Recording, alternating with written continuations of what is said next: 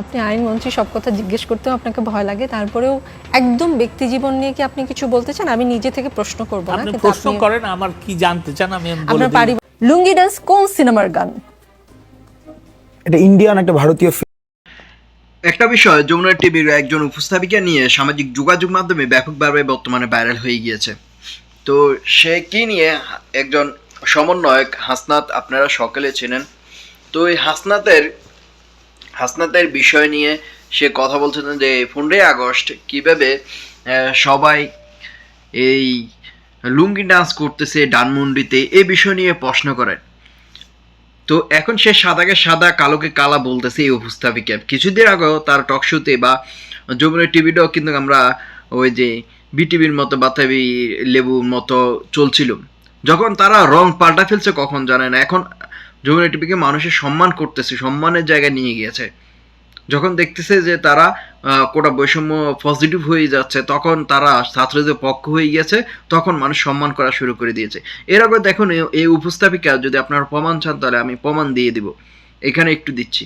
কখনো আপনি আইনমন্ত্রী, আপনি কখনো নিজে আইন ভঙ্গ করার কোনো শাস্তি পেয়েছিলেন কখনো? আমার মনে হয় না।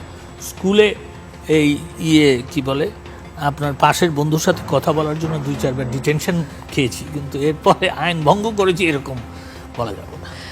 আপনি আইনমন্ত্রী, সব কথা জিজ্ঞেস করতেও আপনাকে ভয় লাগে, তারপরেও একদম ব্যক্তি জীবন নিয়ে কি আপনি কিছু বলতে চান? আমি নিজে থেকে প্রশ্ন করব না, আপনি কিন্তু প্রশ্ন করেন, আমার কি জানতে চান আমি বলে আপনার দিই। পারিবারিক জীবন নিয়ে জানতে চাই। আমরা কিছুটা বলেন। জানি, আপনি এর চেয়ে বেশি কিছু বলতে চান। এই উপস্থাপিকা আইনমন্ত্রী, যখন সরকার ক্ষমতা থাকে তখন আইনমন্ত্রীকে বলে কি জানেন, বলে যে আপনাকে তো এখন প্রশ্ন করতে আমার ভয় হচ্ছে, কারণ হচ্ছে আপনি আইনমন্ত্রী কখন কি করে ফেলেন। এই উপস্থাপিকা আবার এখন হাসনাতকে সে আঙ্গুল তুলে কথা বলতেছে।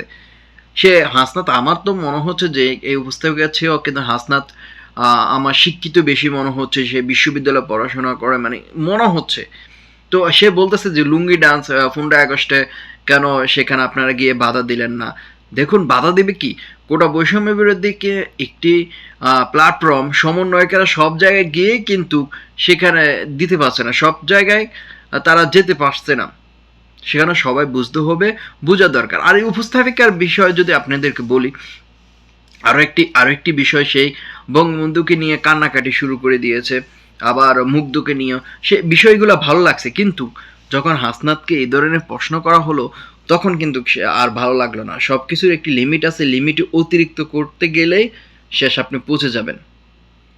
তো লুঙ্গি ডান্স আপনি আবার সেখানে বলে যে একজন মুরব্বীকে কানে ধরে উঠবস করানোর বিষয় নিয়ে আপনি তখন কইছিলেন, তখন যে যখন সরকার ক্ষমতা ছিল তখন আলেম ওলামার উপরে অনেক নির্যাতন, অনেক অত্যাচার হয়েছে, তখন তো আপনাদের মুখে জবান বন্ধ ছিল।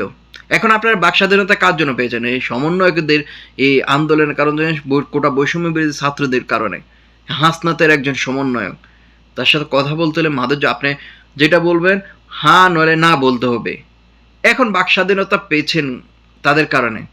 সম্মান দিয়ে সুন্দরভাবে ভালোভাবে কথা বলেন। যমুনা টিভিকে মানুষের সম্মান করে সম্মানের জায়গায় নিয়ে গেছে, এমন কিছু করবেন না যে আপনাদেরকে মাটিতে আবার ছুঁড়ে ফেলে দিবে। বুঝতে পারছেন? আগে আপনারা অনুমতি নিতেন। ওই যে আনিসুল হকের কাছ থেকে আগে আইনমন্ত্রী আপনার কাছে একটু অনুমতি চাই যদি প্রশ্ন করতে।